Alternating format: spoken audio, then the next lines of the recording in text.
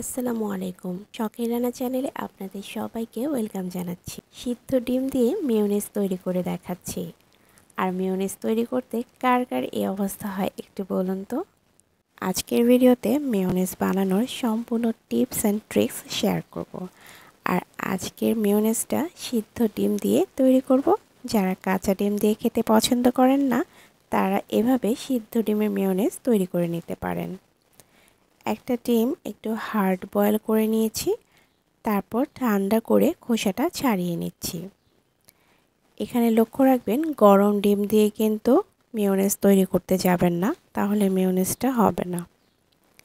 ঠান্ডা করে নিয়ে এই ডিমের খোসাটা ছাড়িয়ে না ধুয়ে একটা কিচেন টাওয়েল দিয়ে মুছে নিয়েছি। একটা শুকনো ব্লেন্ডার জারে নিয়ে নিচ্ছি আর কিছুটা ভেঙে নিচ্ছি।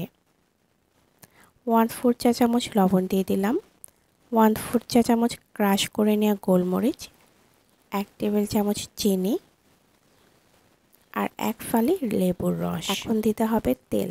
এখানে হাফ কাপের চেয়ে কিছুটা কম তেল নিয়েছি, তা থেকে অর্ধেকটা দিয়ে দিলাম। ঢাকনাটা লাগিয়ে ব্লেন্ডারে লো স্পিডে ব্লেন্ড করে নিচ্ছি প্রায় 40 সেকেন্ডের মতো। প্রথমবারে এর চেয়ে বেশি সময় ধরে ব্লেন্ড করার কোনো প্রয়োজন নেই। দেখি কি অবস্থা। মেয়োনেজটা অনেকটাই হয়ে গেছে।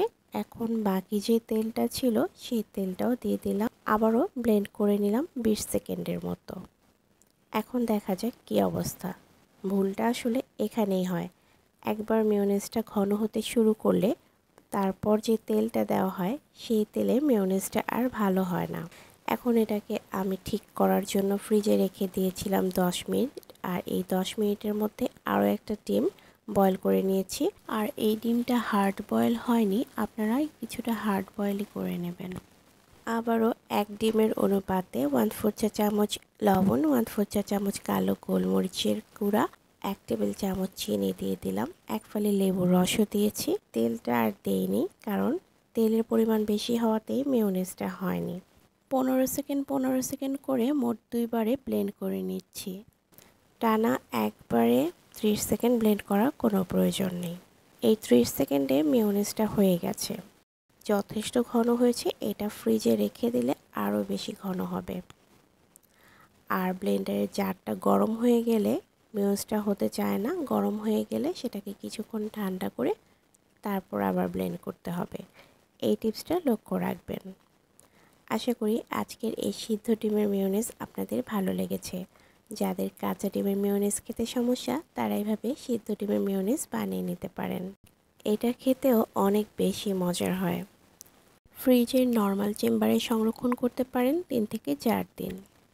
এতক্ষণ সাথে থাকার জন্য অসংখ্য ধন্যবাদ। আজ বিদায় নিচ্ছি। আল্লাহ হাফিজ।